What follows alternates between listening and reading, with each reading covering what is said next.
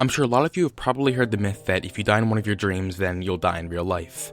The myth says something along the lines of, if you have a falling dream, or if you die at all in a dream really, then your brain will be convinced that it's actually dead, therefore it will actually kill you. Well, I'm sure a lot of you have also had dreams in which you did die, and since you're watching this, you're probably not dead. So, for those of you who have had dreams about dying, you probably either woke up immediately before or at the moment of death, or in my case, I once had a dream where I was shot in the head, and I just saw darkness until I woke up. So in short, dying in your dreams won't actually kill you, right?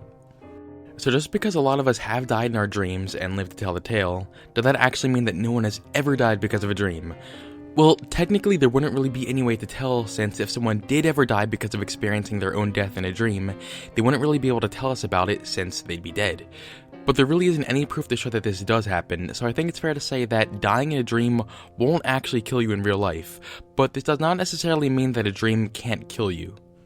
In the late 70s and early 80s, a lot of Southeast Asian refugees who seemed healthy were dying in their sleep for seemingly no reason at all. Obviously, this caused a lot of confusion, and some people were even afraid to go to sleep because of this. The cause of this actually turned out to be a disorder called sudden unexpected nocturnal death syndrome. With this genetic disease, the body can't actually coordinate the electrical signals that cause the heart to beat. At one point in Southeast Asia, this disease caused more death among young males than car accidents did. The reason the disease causes victims' hearts to stop while they're asleep is because the heart beats more weakly when they're asleep. So once the heart is beating weakly, the disease can take over the body's ability to regulate the heartbeat, therefore making the heart stop.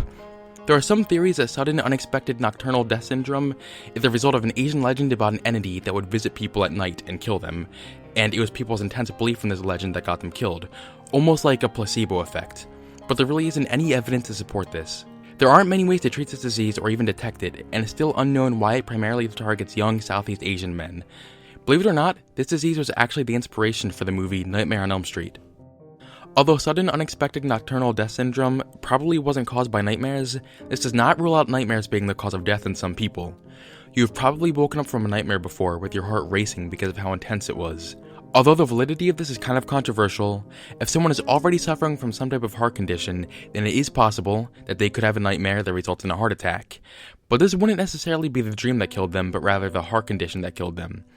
And even with the heart condition, this would still be unlikely. According to ParanormalSoup.com, a researcher named Dr. Albert Collins found out that during a night terror, someone's heart could go from 60 beats per minute to 100 beats or over, which would be enough for someone with a weak heart to have a heart attack. Finally, an extreme reenactment of your dreams could not only cause you to hurt yourself, but also the other people around you. As you probably already know, there are several states of sleep, and one of these states is rapid eye movement, or REM, which is where most of our dreaming happens. Once you are in REM sleep, your body will paralyze itself so you won't actually act out your dreams. Unfortunately, some people that suffer from something called REM sleep behavior disorder lack the proper functioning of the mechanism that paralyzes them, so they actually act out their dreams. There's one example in which this had a very fatal effect on somebody.